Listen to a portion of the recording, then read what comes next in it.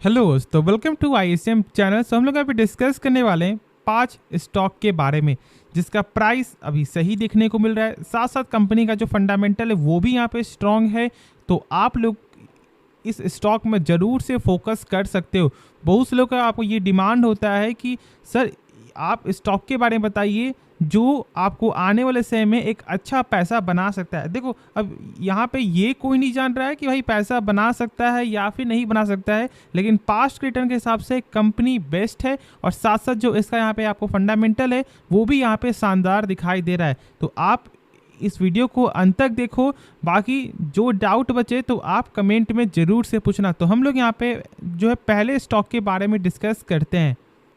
तो स्टॉक का नाम है इन्फोसिस।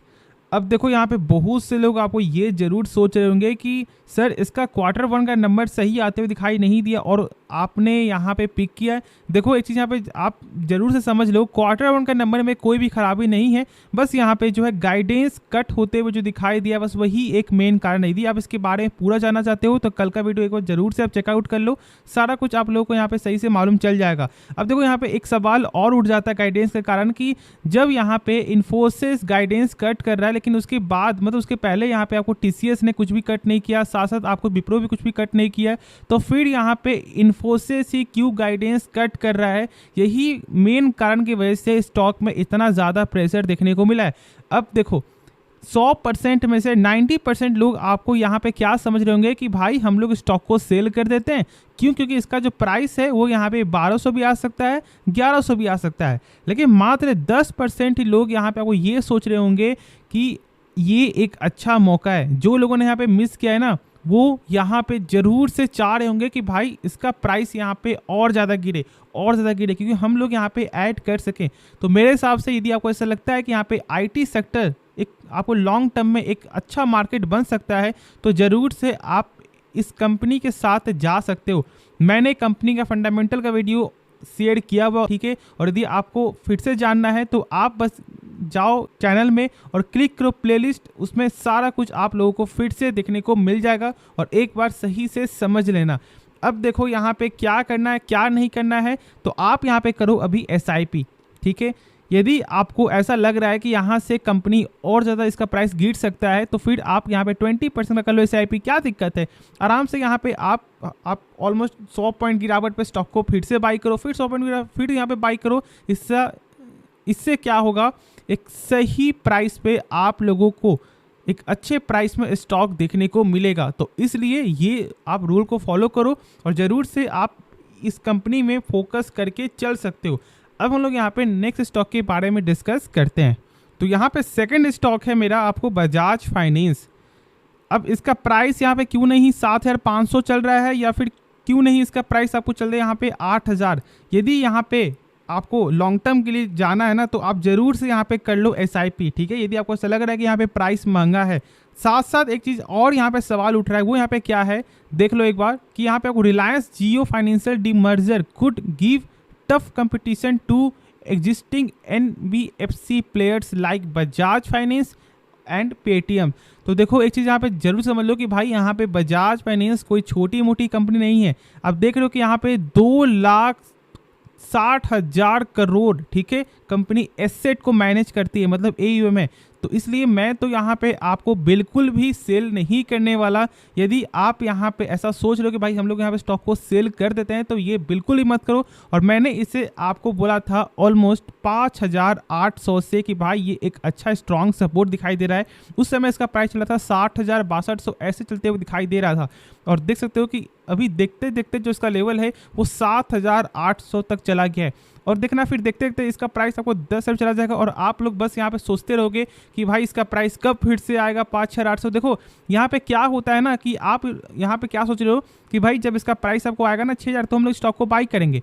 और मैं यहाँ पे आपको गारंटी देता हूँ कि जब इसका प्राइस यहाँ पे 6000 आएगा ना, तो फिर आप यहाँ पे बाई नहीं करोगे। आपको क्या लगेगा, 6000 से यहाँ पे और ज़्यादा यहाँ पे पॉइंट गिरेगा, 200 पॉइंट और गिरेगा, तो फिर हम लोग स्टॉक को बाई करेंगे। ऐसे आप जो है ना डिस्काउंट के लिए स्टॉक को बाई नहीं कर पाते हो और आपका जो रैली है वो यहाँ पे मिस हो जाता है। तो ऐसा बिल्कुल मत करो, पहले कंपनी के बारे में जानो। और जो इसका खास बात है ना, वो यहाँ पे इसका एनपीए, मतलब कि यहाँ पे non performing asset, bad loan company का बहुत ही कम है जो हम लोग यहाँ पे चाहिए। जानते हो मैंने आपके साथ शेयर किया है कि 3% से कम होना चाहिए यहाँ पे आरबीआई के गाइडलाइन के अनुसार, और इसका क्या देखने को मिला है आपको, Q4 में इसका जो है 0.43% का यहाँ पे दिखाई दे रहा है। और साथ आप जानते हो कि यहाँ पे 26 तारीख 25 तारीख को ये दोनों दिन हम लोग यहाँ पे फोकस करने वाले हैं, ठीक है, क्योंकि नंबर यहाँ पे आपको आने वाला है और इस दिन हम लोग यहाँ पे फोकस तो करेंगे ही, साथ साथ आप यहाँ पे ज़रूर से जो है लॉन्ग टर्म के लिए जा सकते हो, लेकिन खुद से एक बार इसके बारे में ज़रूर से समझना। तो अब लोग यहाँ पे थर्ड स्टॉक के बारे में डिस्कस करते हैं। तो स्टॉक का नाम है यहाँ पे दीपक नाइट्राइट। अब यहाँ पे बहुत से लोग आपको ये सवाल पूछेंगे कि जब यहाँ पे इतना ज़्यादा प्रेशर है तो फिर आप यहाँ पे बाई करने का सलाह क्यों दे रहे हो फॉर द लॉन्ग टर्म के लिए। तो यहाँ पे यही तो फैक्ट है, जब लोग डर रहे हैं ना तो फिर आपको यहाँ पे खुश हो जाना है कि भाई एक सही प्राइस में स्टॉक मिल रहा है। क्यों, देखो कंपनी का क्या यहाँ पे आपको जो फंडामेंटल कमज़ोर है, बिल्कुल नहीं। क्या यहाँ पे गिरावट बस यही कंपनी में हो रही है, बिल्कुल नहीं। यहाँ पे पूरे केमिकल सेक्टर में गिरावट हो रहा है ना, तो फिर ये एक सही अपॉर्चुनिटी है। कंपनी में यहाँ पे आपको खराबी नहीं है, ठीक है, कंपनी का ऐसा नहीं हुआ कि इसका जो आपको फंडामेंटल है यहाँ पे कमज़ोर हो गया है। तो ये सब आप ज़रूर से सोचो। जो लोग मार्केट में आपको नए आते हैं ना, वो यहाँ पे बिग अपॉर्चुनिटी को मिस कर देते हैं, और साथ साथ जो उनका प्रॉफिट एक अच्छा खासा देखने को मिलता है वो डर से वो यहाँ पे सेल कर देते हैं। तो ऐसा काम मत करो, ठीक है। यदि आपने बाय किया हुआ है एक अच्छे प्राइस में ना, तो आप जरूर से यहाँ पे होल्ड करके चलो। और देखो ये एक डिस्काउंट लेवल पे मिल रहा है। अब देखो यहाँ पे बहुत से लोग क्या चेक करते हैं, भाई स्टॉक का पी कितना है, तो यहाँ पे 31 का पी दिखाई दे रहा है, मतलब कि स्टॉक का पी मतलब थोड़ा सा यहाँ पे ज़्यादा है, क्योंकि आप लोग यहाँ पे क्या जानते हो 20 से कम है, मतलब एक सही वैल्यूएशन पे स्टॉक मिल रहा है। ये चेक करना आप भूल जाओ, ठीक है। जब ये चेक कर रहे हो ना, तो ये सबसे खराब आपका यहाँ पे डिसीजन हो सकता है। स्टॉक का पी कभी कभी बहुत जो कम जो आपको शो होता है 7 का 8 का, उसका मेन कारण आपका होता है डिविडेंड। हाँ, यदि कंपनी पे नहीं कर रहा है डिविडेंड और उसके बाद भी उसका पी 5 से 6 है, मतलब आप उस कंपनी से दूर हो जाओ, ठीक है। मैं यहाँ पे आपको लिखकर दे रहा हूँ, यदि कोई भी कंपनी का डिविडेंड यहाँ पे नहीं दे रही कंपनी, ठीक है, 0.5% से नीचे का डिविडेंड है और उसके बाद जो स्टॉक का पी यहाँ पे 5 है 4 है, तो आप दूर हो जाओ, वरना गंदा फंसोगे एक दिन, ठीक है। मैं यहाँ पे पहले ही आपके साथ यहाँ पे डिस्क्लेमर मैंने दे दिया है, बाकी आप खुद ही समझदार हो। अब ये कैसे मालूम चलेगा कि स्टॉक का प्राइस यहाँ पे सही है, आपको मिल रहा है या नहीं मिल रहा है, तो एक चेक करो जिसका नाम है यहाँ पे PEG रेशियो। अब देखो ये यहाँ पे दिखा रहा है आपको 0.54, मतलब कि कंपनी एक सही वैल्यूएशन पे ये ट्रेड होते हुए दिखाई दे रहा है, और इस पॉइंट को जरूर से चेकआउट करना। देखो ये यदि 1.5 से कम है, मतलब कंपनी का जो प्राइस है वो यहाँ पे सही देखने को मिल रहा है, और यदि 1 से कम है तो और अच्छा है। लेकिन हाँ, अब ये डाउट और एक और पैदा होता है कि क्या ये माइनस में होगा तो मतलब कि हम लोग स्टॉक को बाई कर लेंगे क्या, बिल्कुल नहीं। माइनस में स्टॉक का पी हो या फिर यहाँ पे पीज रेशियो, भाई दूर हो जाना, ठीक है। ऐसे कंपनी में इन्वेस्ट मत करना, और यदि आपको इन्वेस्ट करना भी है तो आप जरूर से कुछ और उसका बेसिक आपको पैरामीटर से लेकर एडवांस पैरामीटर जरूर से चेकआउट करना, उसके बाद ही इन्वेस्ट करना, क्योंकि ये एक सही तरीका नहीं होता। लोग क्या समझ रहे हैं कि भाई माइनस में मतलब कि यहाँ पे ये एक सही वैल्यूएशन पे स्टॉक ट्रेड हो रहा है तो हम लोग यहाँ पे लॉन्ग टर्म के लिए बाई कर लेते हैं, तो ऐसा बिल्कुल नहीं है। ये भी आप यहाँ पे लिख लो। अब चलो इसके बारे में सही से समझ में आ गया होगा, और मैंने इसके बारे में भी आपको फंडामेंटल का वीडियो बनाया हुआ है, तो आप जरूर से चेकआउट कर सकते हो प्लेलिस्ट। अब हम लोग यहाँ पे नेक्स्ट स्टॉक के बारे में समझते हैं। तो यहाँ पे फोर्थ कंपनी का नाम है डी मार्ट। अब यहाँ पे डी मार्ट में भी अभी आपका फिलहाल वही हाल देखने को मिल रहा है। लोग यहाँ पे अब ये समझ रहे हैं कि ये कंपनी अब यहाँ पे डूब जाएगी, बर्बाद हो जाएगी, और यहाँ पे आप फिर से वही मिस्टेक करने वाले हो। क्या अपने स्टॉक को सेल करोगे, या फिर यदि आपने बाय किया हुआ है तो फिर आप यहाँ पे एवरेज नहीं करोगे, ये सोच करके कि नहीं भाई स्टॉक यहाँ से और ज़्यादा यहाँ पे नीचे गिरने वाला है। देखो यदि आपको मेरे हिसाब से यदि स्टॉक यहाँ पे नीचे गिरता है ना, तो ये एक सही में एक गोल्डन अपॉर्चुनिटी होगा बाइंग का। कंपनी का फंडामेंटल में कोई भी खराबी नहीं है, मैंने शेयर किया हुआ इसके बारे में। कंपनी जो सबसे खास है वो यहाँ पे इंटरेस्ट कवरेज रेशियो, मतलब कि यदि कंपनी एक बार खुद से एक बार चेक कर लो जिससे आप लोग यहाँ पे सही से कंफर्म हो जाओ, वरना फिर आपको यही लगेगा कि मैं यहाँ पे गलत बता रहा हूँ। यहाँ पे 48.6 टाइम है, मतलब कि यदि कंपनी 100 रुपया कर्ज ले रहा है ना, तो यहाँ पे इसके बदले कंपनी का प्रॉफिट आपका हो रहा है 4860 रुपया, मतलब कंपनी आराम से उस 100 रुपया को चुका सकता है। और इस नंबर को जरूर से आप चेकआउट कर लेना।